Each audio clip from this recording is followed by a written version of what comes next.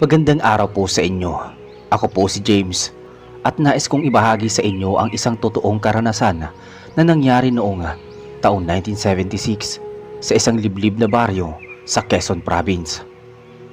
Ang kwentong ito ay hindi ko malilimutan dahil hanggang ngayon ay buhay pa sa alaala ng matatanda ang mga kaganapang iyon.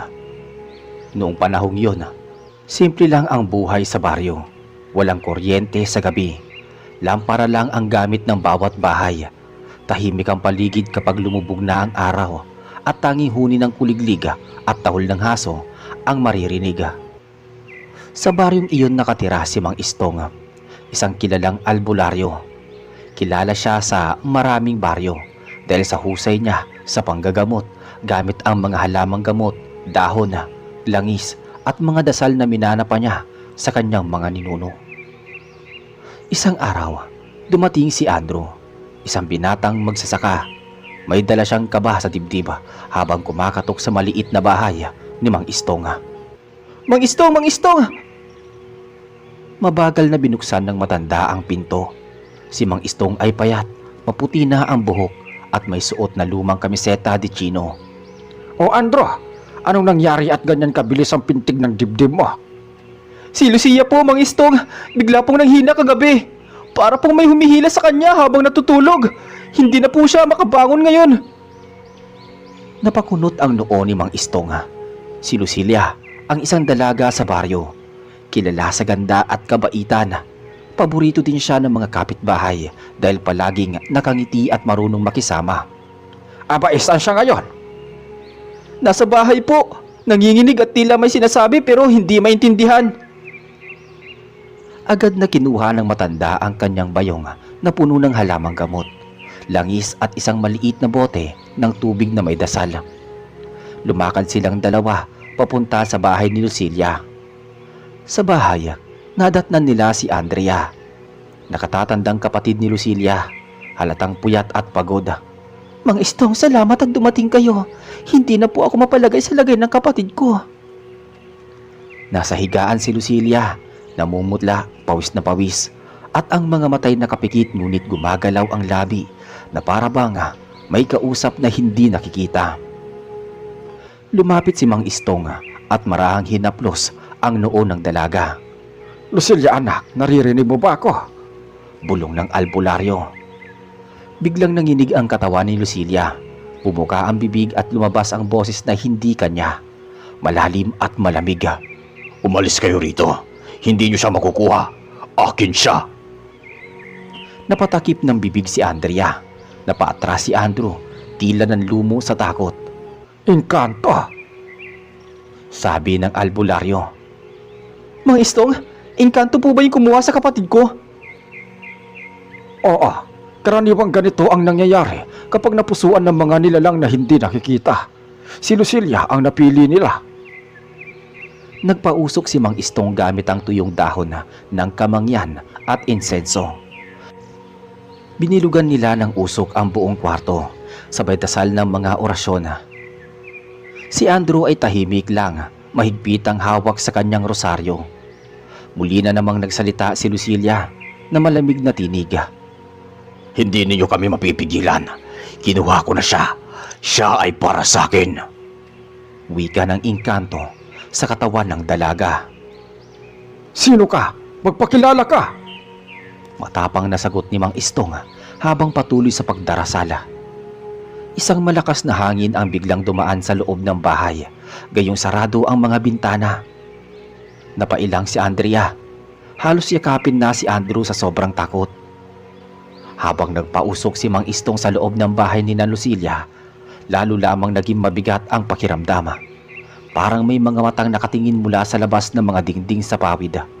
Hindi na makapagsalita si Andrea. Yakap-yakap na lang niya ang kapatid na si Lucilia na nanginginig pa rin sa higaan. Kailangan natin simulan agad ang pagtawag. Baka tuluyan nang makuha ang kaluluwa ng kapatid mo. Ano pong ibig niyo sabihin, Mang Istong? Kapag hindi natin naputol ang sumpa ngayong gabi, baka hindi na magising si Lucilia. At kapag tuluyang nasama ng engkanto, wala na tayong magagawa pa. Kahit anong gawin, Mang Istong, iligtas po ninyo ang kapatid ko. Sabi ni Andrea. Tumango ang matanda. Kinuha niya sa bayong ang isang panyo na may nakatuping papel sa loob. Nilatag niya ito sa lameseta.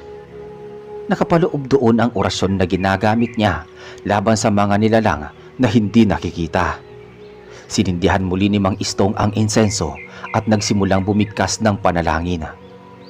Habang umaalulong ang aso sa labas, bigla namang umihip ang malamig na hangin mula sa bintana. Akin siya! Akin si Lucilia! Muling narinig mula sa bibig ng dalaga, ngunit ang tinig ay hindi kanya, kundi parang lalaking malalim at malamig ang boses. Hindi ka makakapanakit dito. Sa ngalan ng may kapal, pinapalayas kita! Agad na napahiyaw si Lucilia. Halos mabali ang kanyang katawan sa pagkakaarko. Napayuko si Andrea at tinakpan ng tenga, habang si Andrew ay halos mapatayo sa gilid ng pintuan, hindi makagalaw sa takot. Mang Istong, baka mamatay ang kapatid ko. Sigaw ni Andrea. Hindi, nilalabanan lang niya. Huwag kayong bibitiw. Hawakan niyo siya. Huwag ninyong hahayaang mabitawan. Magkahawak na pinigilan ni na Andrea at Andrew si Lucilia na pumipiglas na parang may ibang lakas na sumapi sa kanya. Lumipas ang ilang minuto ng orasyon, ngunit sa halip na mawala, lalong lumakas ang hangin at tila may anino sa sulok ng dingding. Parang may matangkad na nilalang na nakatayo doon, ngunit malabo at naglaho. Sino ka? Bakit mo ginugulo ang dalagang ito? Tahimik ngunit maya-maya ay muling nagsalita ang tinig mula kay Lucilia. Matagal ko na siyang minamasdan. Sa ilalim ng puno, nakita ko siya. Siya ang para sa akin. Hindi niyo siya maaagaw sa akin. Doon naintindihan ni Andrew kung bakit ganon ang nangyari kay Lucilia. Mang Istong, nung nakaraang linggo po, dinala ko si Lucilia sa bukirin. Nagpahinga kami sa ilalim ng malaking balite, malapit sa may sapa. Doon po siguro siya nakita. Tama ka, Andrew. Ang balite ay tirahan ng mga engkanto. At kung doon siya natanaw, doon din siya tinatakan. Anong gagawin natin ngayon, Mang Istong? Mangiyak-iyak na tanong ni Andrea. Kailangan natin bumalik sa balite. Doon natin haharapin ang nilalang na kumukuha sa kapatid mo. Nagulat sina Andrew at Andrea. Gabi na at liblib ang daan patungo doon, ngunit wala silang ibang pagpipilian. Kinabukasan, bago lumubog ang araw, naghanda sila Mang Istong. Nagdala ng bote ng langis, tubig na may dasal at mga dahon na panlaban sa mga espiritu. Si Andrea na may nagdala ng kruspihong iniwan ng kanilang ama, habang si Andrew dala ang tapang at panalangin. Dinala nila si Lucilia sa duyan, nakawayan at abaka. Pinasa ni Andrew at isa pang kapitbahay na tumulong. Kahit nangihina, patuloy pa rin ang pag-ungol ni Lucilia na tila may kausap na hindi nakikita. Habang papalapit sila sa malaking puno ng balite, unti-unting bumigat ang hangin. Tumahimik ang paligid at wala ring huni ng kuliklig. Madilim na madilim ang gabi nang makarating sina Mang Istong, Andrew at Andrea at ang kawawang si Lucilia sa ilalim ng punong balite. Ang buwan ay kalahating nakasilip lang sa ulap. At ang liwanag nito'y pilit na sumisilip sa mga sanga ng punong tila kumakaway sa hangin. Hindi karaniwang puno ang balite. Malaki ito, malawak ang ugat na parang mga bisig na nakalitaw sa lupa. Sa paligid tila may mga aninong gumagalaw, ngunit pagtingin mo ng direkta, wala kang makikita. Ang hangin ay malamig at mabigat, at bawat hinga nila'y parang may kasamang pangamba. Si Andrea ang unang nagsalita. Mang Istong, parang ayoko na po. Nakakatakot dito. Kailangan nating tapusin ito, Andrea. Kapag tumigil tayo, baka tuluyan nang mawala ang kaluluwa ng kapatid mo. Si Andrew naman ay tahimik lang, ngunit halata sa kanyang muka ang takot at kaba. Pinilit niyang hawakan ang kruspihong dala ni Andrea at saka siya lumapit sa tabi ni Mang Istong. Doon na nila inlapag si Lucilia sa may ugat ng balite. Agad na nagsimulang gumalaw ang kanyang katawan, parang hindi mapakali. Nagmulat siya ng mata at muling nagsalita gamit ang tinig na hindi kanya. Bakit mo siya dinala dito? Hindi niyo siya makukuha. Hindi niyo siya makukuha sa akin. Umigting ang hangin at nagbigay bumaliktad ang dahon ng punong balite na parabang malakas na ihip ng hangin, ngunit wala namang bagyo. Kung gusto mong makuha siya, humarap ka sa akin. Malakas na tinig ni Mang Istong. Naglagay siya ng bilog sa paligid ng gamit ng asina at langis na may dasala. Dito ka ligtas, Lucilia. Huwag kang bibitew. Bulong niya habang pinapahira ng langis ang noo ng dalaga. Biglang nagliwanag ang paligid ng bahagya at doon nila nakita ang isang anyo. Sa ilalim ng mga sanga, lumitaw ang isang nilalang. Matangkad, maputla, mahaba ang buhok at ang mga matay kumikislap na kulay berde. Ang katawan nito'y parang tao, ngunit mas mahaba ang mga braso at ang mga daliri parang kuko ng hayop. Napalunok si Andrea at napasigaw. "Diyos ko po! Engkanto!" Lumapit ang nilalang at nagsalita, ngunit hindi gumalaw ang kanyang bibig. Bagkus ay dumiretso sa kanilang pandinig ang kanyang boses. Bakit niyo ako ginugulo, matanda? Ang dalagang ito'y napili ko na. Siya ang aking magiging kasama. Hindi niyo siya maaagaw sa akin. Hindi mo siya makukuha. Hindi! Sabi ni Andrew. Ngunit napaatras siya nang biglang tumawa ang engkanto. Malamig at umalingaw-ngaw. Mahina ang iyong tapang, bata. Hindi sapat ang sigaw mo laban sa akin. Hindi nagpatinag si Mang Istong. Itinaas niya ang bote ng langis at nagsimulang mag-orasyon. Sa ngalan ng may kapal, pinapalayas kita sa punong ito. Hindi sa iyo ang kaluluwang ito. Umalis ka at bumalik sa iyong kinaroroonan. Hindi. Ayoko. Sumigaw muli ang nilalang. Hindi siya makakaligtas. Ang tanda na nilagay ko sa kanya ay akin lamang. Kasabay nito, nagbagsakan ang mga sanga ng balite at halos masira ang bilog ng asin sa paligid. Agad na tinulak ni Mang Istong si Andrew. Bantayan mo ang bilog. Huwag mong hahayaang mabura ang asin. Kung mabuksan ito, wala na tayong laban. Sumunod si Andrew. Nanginig ngunit pilit na nagtatapang-tapangan. Ginamit niya ang kanyang paa upang ayusin muli ang asin sa mga parte na nagkahiwalay. Si Andrea naman hawak-hawak ang kamay ng kapatid, umiiyak habang nagdarasal ng ama namin. Samantala, patuloy sa orasyon si Mang Istong. Binuhusan niya ng langis ang ugat ng balite at sunod ay sinaboy ang tubig na may dasala. Lumayas ka! Hindi sa iyo ang dalagang ito. Ngunit biglang nagbago ang anyo ng engkanto. Ang kanyang mga matay naglaho at napalitan ng itim. At mula sa kanyang katawan ay lumabas ang mga usok na parang bumabalot sa buong puno. Lalo pang lumakas ang ihip ng hangin at halos matumba si Andrea kung hindi siya nasalo ni Andrew. "Mang Istong, hindi ko na kaya!" Iyak ni Andrea. Kaya natin ito. Huwag kang bibitaw. Ang tapang ninyo ang kailangan ni Lucilia. Habang patuloy ang laban, bigla namang nagsalita si Lucilia gamit ang sarili niyang boses. Mahina ngunit malinaw. Ayoko sumama sa inyo. Sa kanya ayokong sumama. Tulungan niyo ako." Doon nakaramdam ng pag-asa si Mang Istong. Lumaban ka, Lucilia. Hawakan mo ang dasal. Hawakan mo ang pananalig mo.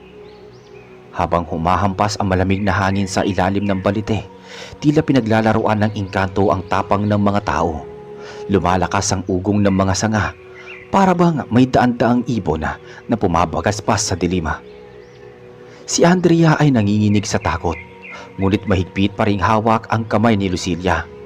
"Mang Istong, ang lakas niya, hindi ko na kaya." Kaya mo, Andrea. Hindi lakas ng katawan ang kailangan dito, kundi lakas ng loob. Huwag kang bibitaw sa kapatid mo. Mang Istong, parang nabubura ulit. Sigaw ni Andrew. Ituloy mo lang, Andrew. Buhay si Lucilia. Nakasalalay ang buhay niya dyan. Muli na namang gumalaw ang katawan ni Lucilia. Ang kanyang mga matay bumukas ngunit dilat na dilat at kulay puti ang makikita. Muling nagsalita ang malamig na boses mula sa kanyang bibig. Hindi niyo na siya maliligtas. Ang kanyang kaluluwa ay akin na. Kahit anong dasal ang gawin ninyo, dito siya mananatili. Mula sa ugat ng balite, lumabas ang maiitim na anino na gumagapang papalapit sa bilog ng asina. Parang mga kamay na pilit sumasalakay. Diyos ko ha, ano yan? Sigaw ni Andrea. Mga alagad niya, huwag kayong matakot.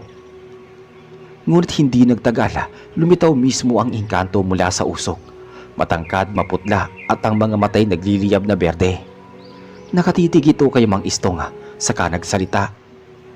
Matanda, hindi mo ako mapipigilan. Bago ka pa ipinanganak, ako na ang nagmamay-ari ng punong ito. Sino ka para hadlangan ako? Tumindig si Mang Istong.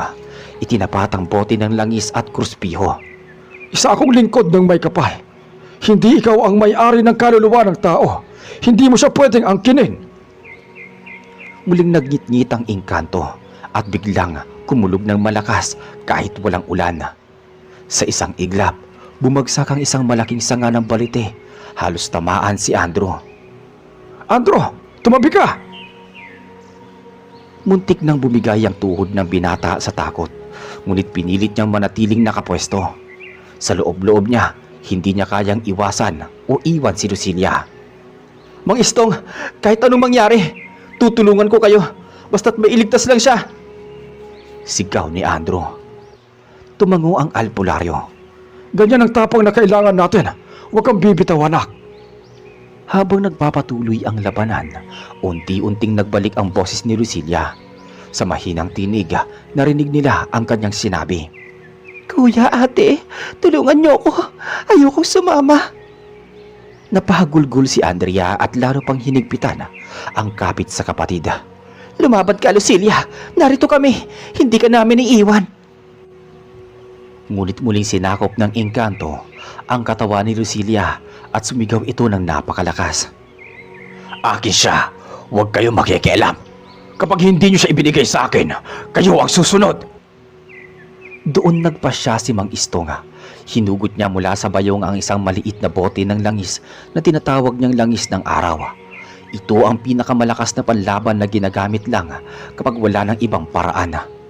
Sa ngalan ng Diyos Ama, Diyos Anak at Diyos Espiritu Santo, pinapalayas kita! Sumabog ang liwanag mula sa bote at napaatras ang engkanto. Halos matunaw sa silaw. Ang usok na bumabalot sa puno ay unti-unting naglaho. Ngunit bago ito tuluyang mawala, sumigaw pa ang nilalang. Babalikan ko siya! At sa isang iglap, naglaho ang engkanto kasabay ng katahimikan ng paligid. Si Lucilia ay napabagsak sa sahig ng duyana. Hingal na hingal ngunit muling bumalik ang kulay ng kanyang muka. Dahan-dahan niyang iminulat ang mga mata at tumingin sa kanila. Ate, Andrew, Mang Istong, salamat. Sabi ni Andrea. Matapos maglaho ang engkanto sa ilalim ng malaking balite, naghari ang katahimikan. Tila walang nangyari. Wala nang malakas na hangin at wala na ring aninong gumagapang. Ang tangi maririnig ay ang mahinang pag-ungol ni Lucilia na ngayoy payapang nakahiga at nakapagpahinga na ng normal. Si Andrea ay pagod. Yumakap sa kapatid. Salamat sa Diyos, Lucilia. Salamat at ligtas ka na. Si Andrew naman ay halos mapaupo sa lupa sa sobrang pagod. Nanginginig pa rin ang kanyang kamay. Hawak-hawak ang kruspihong ginamit niya kanina. Mang Istong, ligtas na po ba ang kapatid ko? Hindi na po ba siya babalikan ng engkanto? Huminga ng malalim si Mang Istong at tumingin sa punong balite. Sa ngayon ligtas na siya. Pero tandaan ninyo, hindi ganoong kadaling mawala ang isang engkanto.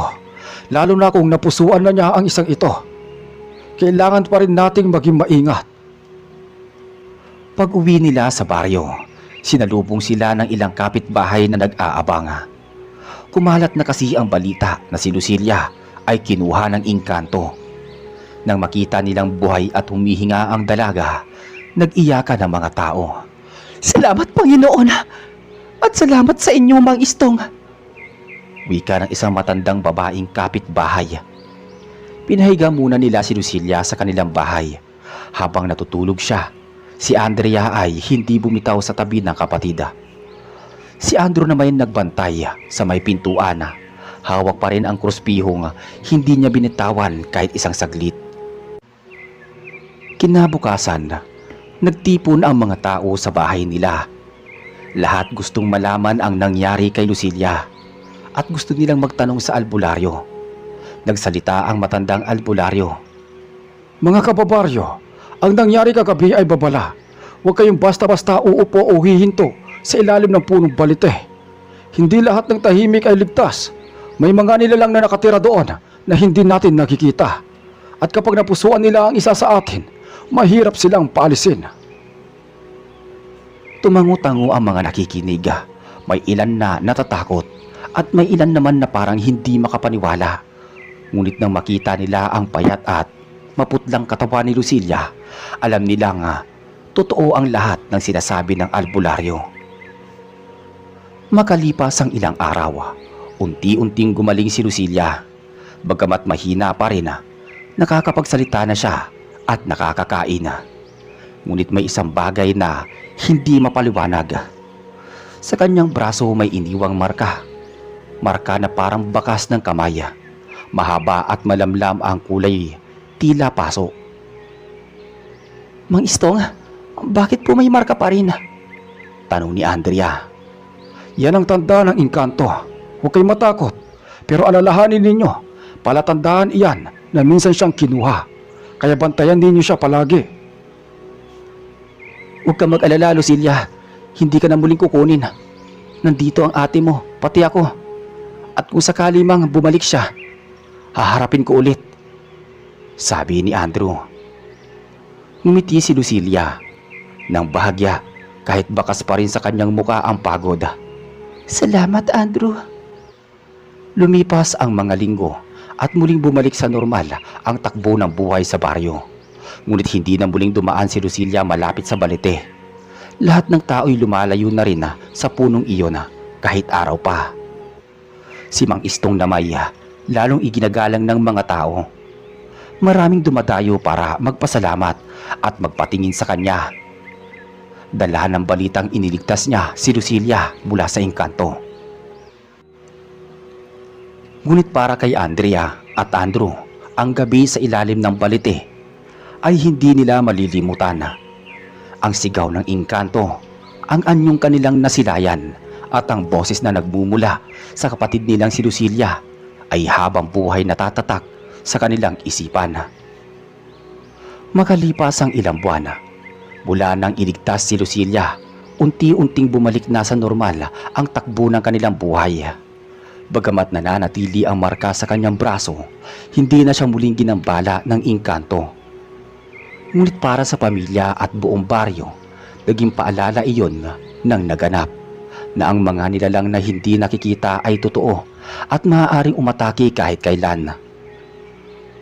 Si Andrea ay mas nagiging mapagbantay sa kapatid. Hindi niya na pinapayagang lumakad mag-isa, lalo na sa gabi.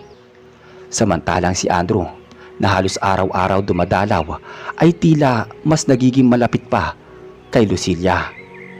Nakikita ni Andrea kung papaano dahan-dahang nabubuo ang kakaibang ugnayan sa dalawa. Habang lumilipas sa mga araw, tila unti-unti nang nawawala ang pangamba. Ngunit isang gabi, habang natutulog si Andrea, nagising siya sa mahinang tunog. Parang may humahaplos sa bintana ng kanilang kwarto. Dahan-dahan siyang tumayo, hawak ang maliit na lampara at lumapit sa bintana. Nang kanyang silipin, wala siyang nakita kundi liwanag ng buwan at katahimikan ng gabi.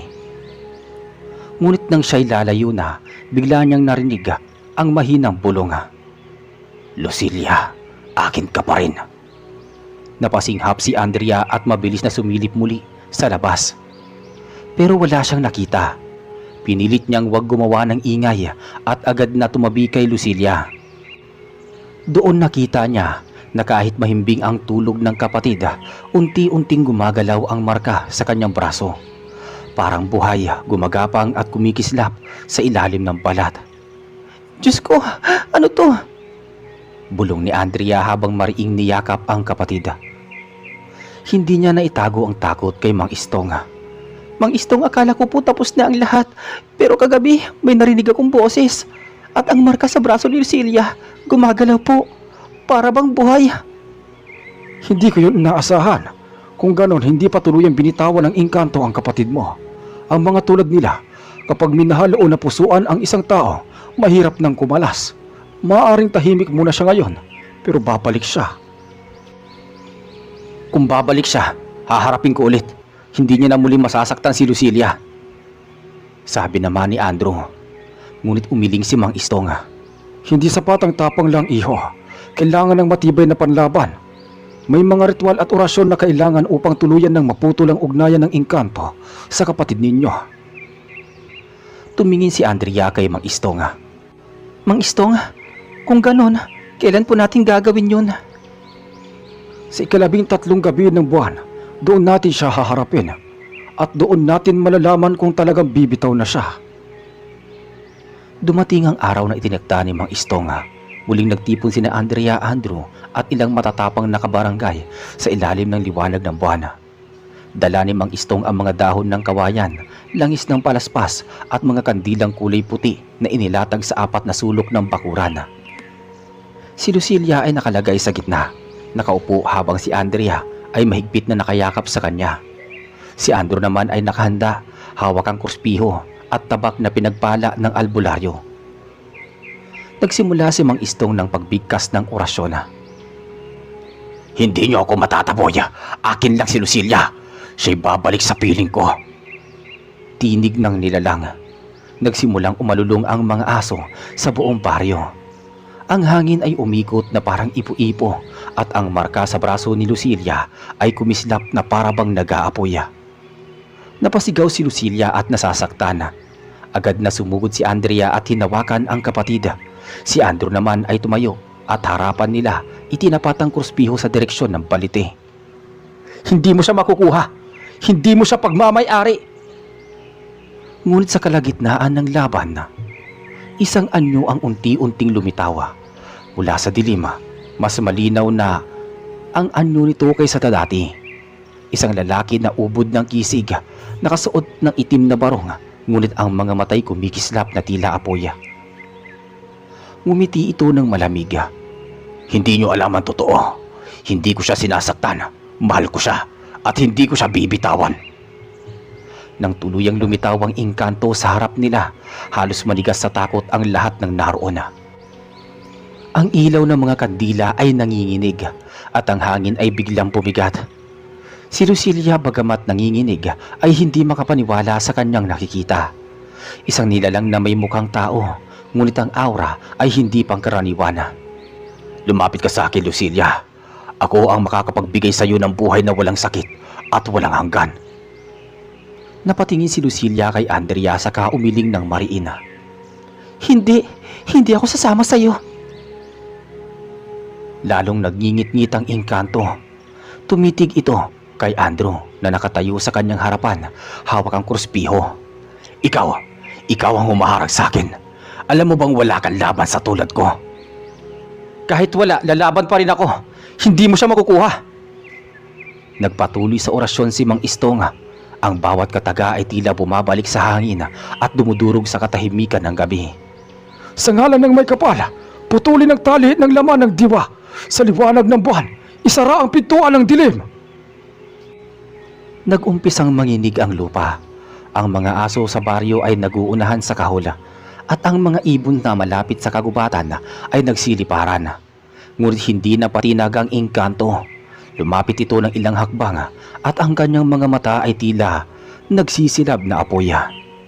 Hindi niyo alam kung bakit ko siya pinili. Hindi niyo alam ang katotohanan. Kung ganon, sabihin mo, ano ang dahilan at bakit si Lucilia ang napili mo? Noong bata pa siya, napadaan siya sa aking lugar sa ilalim ng punong ito. Doon ko siya unang nakita. Ang kanyang tinig, ang kanyang mga mata, para siyang liwanag na mundong walang kulay. Simula noon, hindi na siya nawala sa isip ko. Sinubukan kong lumapit sa kanya, ngunit hindi ako makatawid sa mundo ninyo. Kaya, nang siya'y lumaki, kinuha ko ang pagkakataon na makalapit sa kanya. Mahal ko siya At iyon lang ang dahilan. Mahal, hindi pagmahal ang ginagawa mo. Sakit at takot ang binibigay mo. Hindi siya sa'yo sasama at yun din ang sabi niya. Tumindi ang sigaw ng hangin at ang apoy ng mga kandila ay halos mamatay na. Ngunit bago pa ito tuluyang mangyari, itinuro ni Mang Istong ang isang dahon ng kawayan na may nakaukit na orasyon at idinikit sa lupa. Sa kapangyarihan ng may likha, binibigkis kita sa iyong pinagmulan. Hindi mo siya madadala. Kung mahal mo talaga siya, palayain mo siya. Huwag mo siyang ipilit sa mundo na hindi niya pinili. Pakiusap, palayain mo na ako. Huwag mo na akong guluhin. Sabi ni Lucilia. Tumulo ang parang luha sa mata ng engkanto, ngunit iyon ay kasing itim ng usok. Kung iyan ang nais mo, hindi ko na ipipilit. Ngunit tandaan mo, Lucilia, ako ay narito pa rin. At kapag tinawag mo ko, kahit minsan, muling babalik ang ating ugnayan. At sa isang iglap, naglaho ang nilalang sa harap nila, kasabay ng pagkalma ng hangin at pagliwanag muli ng paligid. Napaupo si Lucilia halos mawalan ng lakas. Agad siyang niyakap ni Andrea. Ate, wala na siya. Mang Istong, talaga po bang umalis na yung engkanto na yon? Hindi ko masasabing umalis na. Ang ganitong ugnayan ay mahirap putulin. Ngunit sa pagkakataong ito, pinili ng engkanto na magparaya. Ang natitirang laban nasa puso at isipan na ni Lucilia. Kapag siya'y tumawag, babalik ang nilalang. Kaya't kailangan niyang maging matatag.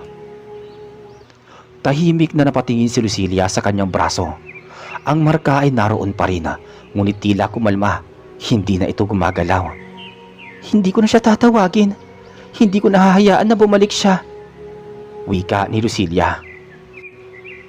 Makalipas ang ilang linggo matapos ang huling pagkikita nila sa engkanto, muling bumalik sa katahimikan ng baryo. Ang mga tao ay nagsimulang bumalik sa kanilang dating gawi at ang takot na bumabalot sa kanila ay tila unti-unting humupa. Ngunit para kay Andrea, Lucilia at Andrew, nananatiling sariwa ang mga alaala ng nangyari tuwing lumalapit ang gabi at dumidilim ang paligid. Hindi pa rin maaalis ang kaba sa kanilang dibdib. Ngunit isang araw, kinabukasan, nagpasya si Mang Istong na maglatag ng bantay na pananggalang sa bahay ni na Andrea at Lucilia. Naglagay siya ng mga dahon ng palaspas, dinikit sa mga bintana at nagbuhos ng langis na hinaluan ng dasal sa 4 na sulok ng bahay.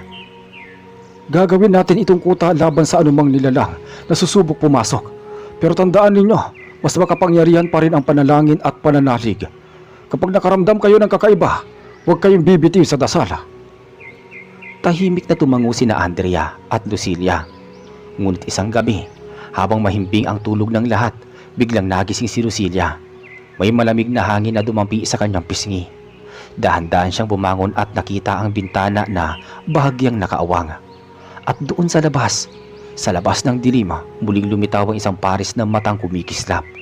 Narinig niya ang mahinang bulong. Babalikan kita.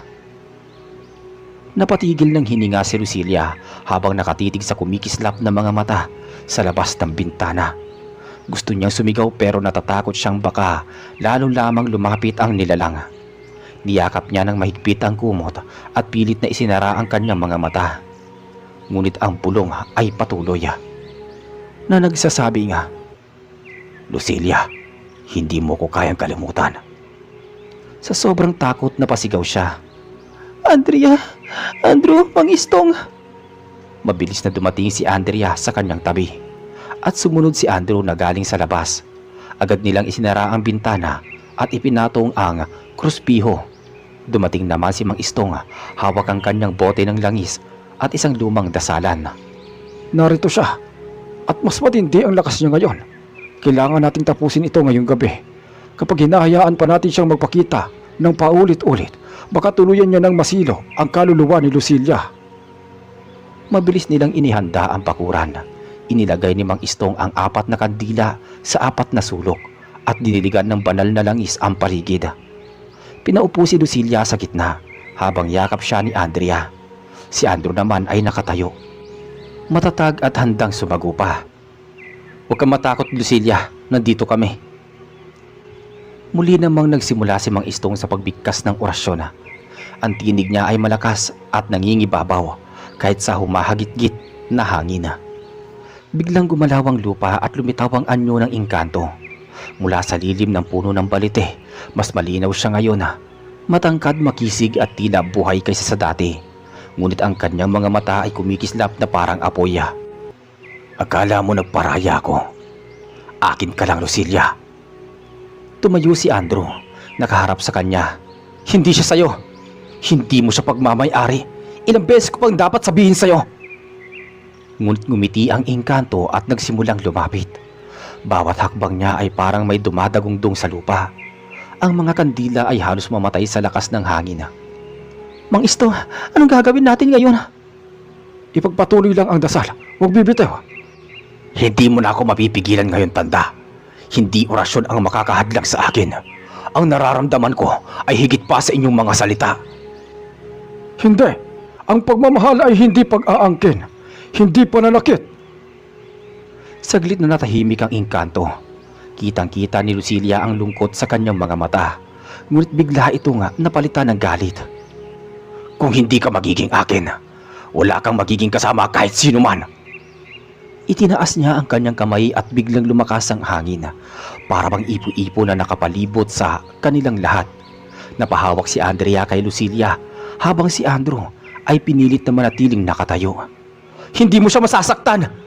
Sigaw ni Andrew sabay taas ng kruspiho. Nagdikit ang liwanag mula sa kruspiho at ang apoy mula sa mata ng engkanto. Nagkaroon ng malakas na pagsabog ng liwanag na nagpagulat sa lahat.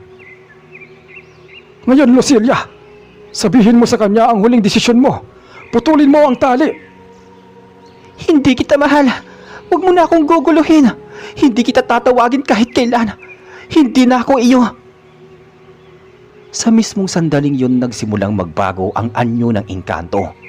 Ang kanyang anyong makisig ay tila natutunaw at unti-unti itong nagiging usok. Ang kanyang sigaw ay umalingaw-ngaw sa buong baryo. At sa isang iglap, naglaho ito. Iniwan ang katahimikan at malamig na simoy ng hangin. Nang matapos ang lahat, halos mawalan ng lakas si Lucilia at bumagsak sa bisig ni Andrea. Si Andrea ay agad na lumapit at inilalayan silang dalawa. Huminga ng malalim ang albularyo. Hindi ko masasabing tuluyan ng naglaho talaga ang engkantong iyon. Pero sa lakas ng paninindigan ni Lucilia, malaki ang posibilidad na hindi na siya makakabalik pa. Ang ugnayan nila ay naputol dahil sa pagtanggi niya. Ngunit tandaan ninyo, ang mga nilalang na katulad niya ay hindi ganap na nawawala. Kailangan pa rin kayong mag-ingat. Makalipas ang ilang araw, unti-unti na namang bumalik sa normal ang buhay nila. Si Andrea ay naging mas protektibo at si Andrew ay mas naging matatag sa kanyang paninindigan na hindi niya iiwan si Lucilia. Minsan nakaupo sila sa ilalim ng araw. Nagtanong si Lucilia kay Andrew. Paulit-ulit na lang na bumabalik ang engkantong iyon. Kung sakaling bumalik siya ulit, handa ka pa rin bang protektahan ako? Hindi kita iiwan. Kahit pa bumalik siya, hindi ka niya kayang pagsamantalahan. Hindi ka nag-iisa. Napangiti si Lucilia at marahang sumandal sa kanya. Salamat, Andrew. Sa wakas pakiramdam ko malaya na ako. Sa mga sumunod na araw, unti-unting nawala ang mga kakaibang pangyayari sa baryo. Ang puno ng balite na dating pinamumugaran ng engkanto ay unti-unting natuyo at tuluyang bumagsak matapos ang isang malakas na bagyo. Para bang iyon ang huling tanda ng nilalang na matagal nang nagbabantay kay Lucilia. Si Mang Istong ay madalas pa ring bumisita sa kanila, dala ang kanyang paalala. Huwag kalimutan ang pananalig. Kahit wala na siya, may iba pang nilalang na nagmamasid. Huwag kayong kampante. At doon nagtatapos ang engkanto ng albularyo na tumapos sa pagnanasa ng engkanto. Isang alaala ng taong 1976 sa isang liblib na baryo sa Pilipinas. Isang paalala na sa mundong ito, may mga bagay na hindi nakikita, ngunit kaya pa rin lampasan ng tapang, pagmamahal at pananampalataya. At iyon po ang ating buong kwento. Muli, ako po si Reggie, ang inyong narrator sa channel na Kwentuhan Tayo. Maraming salamat sa pakikinig. Hanggang sa muli.